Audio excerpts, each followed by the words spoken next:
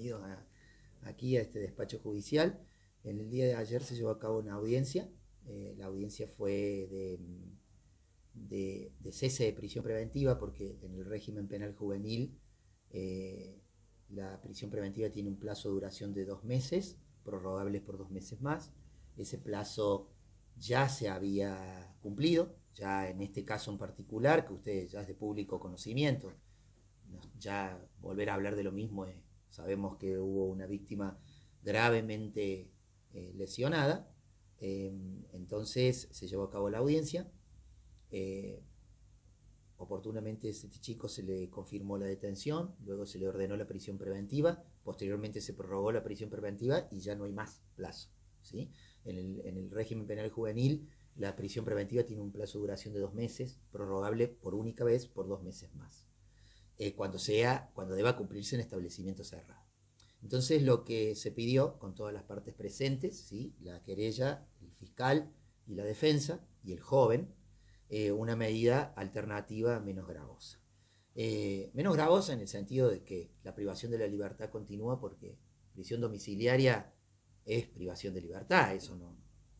Privación de libertad es cualquier lugar donde yo no puedo salir por mi propia voluntad, y si yo no puedo salir de mi domicilio por una disposición judicial es privación de libertad. Entonces se ordenó un arresto domiciliario como medida alternativa con un control policial, porque la ley permite con control policial permanente o con el que el juez disponga, ¿sí? En este caso se dispuso un control atendiendo obviamente a las circunstancias, cada 6 horas, con una firma de planillas que debe firmar solo, pura y exclusivamente el joven, porque ya es mayor de edad. El hecho lo cometió con 17 años, pero ya tiene 18. Entonces va a estar en un domicilio absolutamente alejado, en otra punta de la ciudad, de la víctima, obviamente. Recuerden que eran vecinos. Ah, bien, ¿Sí? eso le quería consultar, ¿no? No va a estar cerca de la víctima. No, no, no, no. Todas esas precauciones fueron tomadas por la justicia. Si no, esto se convertiría en cualquier cosa, ¿sí? No, no, no, no.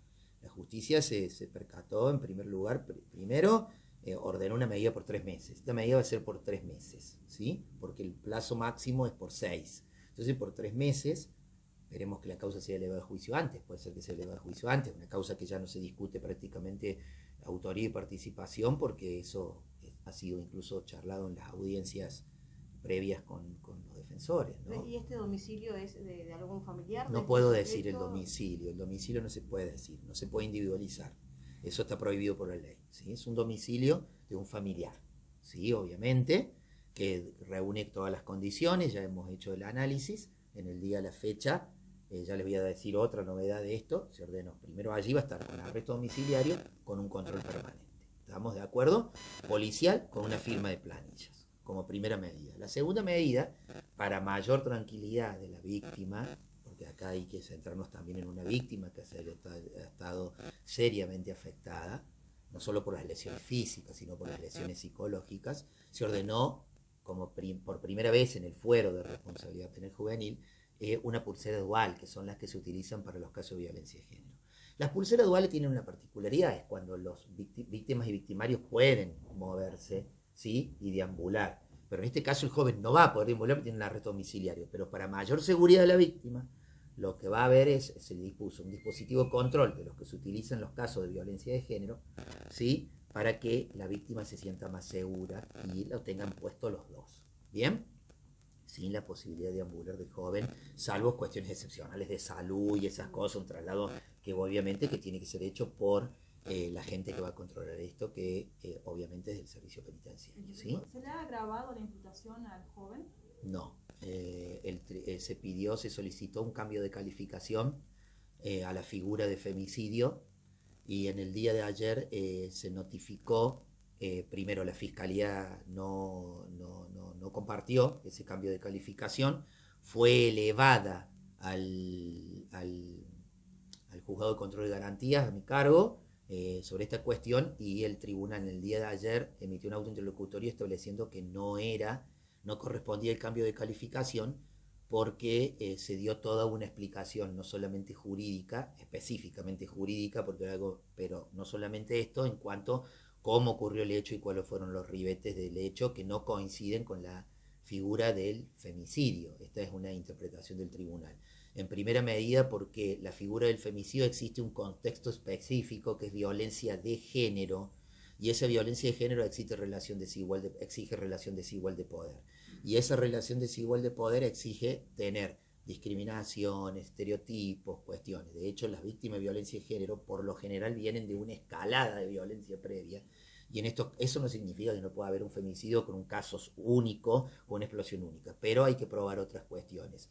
Generalmente cuestiones de misoginia, de género, de odio al género y otras cuestiones más. Entonces, el tribunal considera que este fue un hecho de inseguridad, porque de hecho lo fue, una persona que entró a robar, ¿sí? Por apropiarse de los bienes ilegítimos de una persona, y al ser descubierto, bueno, arremetió gravemente contra esta persona, atentando contra su vida. Entonces la calificación elegida en su momento, primigeniamente, es robo calificado por el uso de arma en concurso real con tentativa de homicidio crímenes causa, una calificación extremadamente grave. Entonces, no se daba en un contexto específico ese tipo de violencia de género que exige específicamente el femicidio, y descontextualizarlo y descontextualizar una lucha diaria de mujeres que han pedido también la tipificación del femicidio. Sino las mujeres, hay que decirlo bien claro, tenemos el flagelo de la violencia de género, que es muy importante, que es extremadamente importante, pero las mujeres también mueren en iguales circunstancias que los hombres, por ejemplo, los hechos de inseguridad. Se entiende esto, por favor, ¿sí? Porque en hechos de inseguridad, si ustedes salen de acá y le arrebatan la cartera, ¿sí? Y le pegan un tiro, allí no habría violencia de género, es un hecho de inseguridad con esto. Bueno, entonces, en estas cuestiones hay que ser muy cauto y muy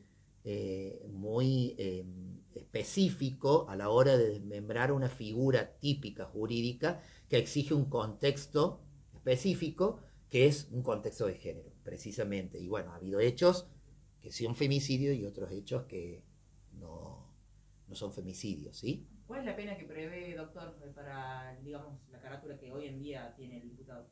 Mire, en materia de especialidad penal juvenil, las penas son penas graves, pero ustedes recuerden que las personas menores de edad responden de una manera diferente que los adultos, por eso es un régimen especializado.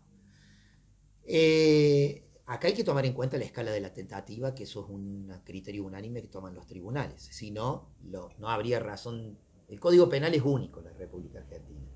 No hay un código penal con figuras típicas especiales para las personas menores de edad.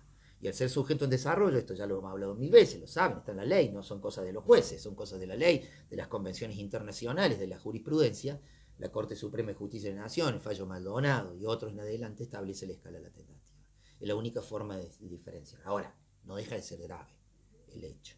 Y una pena en abstracto es grave y estaría por encima de los 10 años seguro, ¿sí? Por encima, pero eso yo no lo puedo decir. O sea, eso es lo que, si yo me pongo a hacer acá para explicarle a la gente qué es lo que es una determinada pena, es complicado. Se toma la escala de la tentativa. Ya tenemos un delito tentado, que es el homicidio criminis causa en grado de tentativa. Eso tiene una pena perpetua. Esa pena perpetua, en grado de tentativa, lo dice el Código Penal, se toma entre los 10 y 15 años, ¿sí?